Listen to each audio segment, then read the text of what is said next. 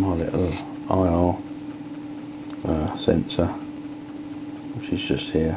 You can see it, this camera's awful. As you press the buttons, it says LED 1 on, first LED's on, LED 2 on,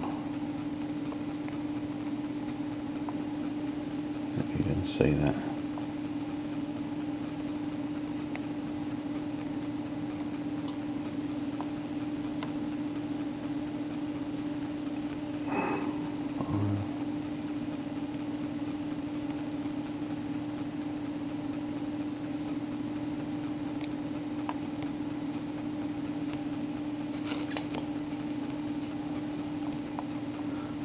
This IR remote is rubbish. It's a cheap jack thing from Hong Kong. There you go.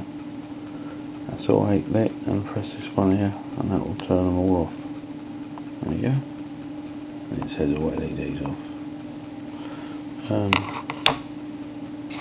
So it was interesting. Hope you like it.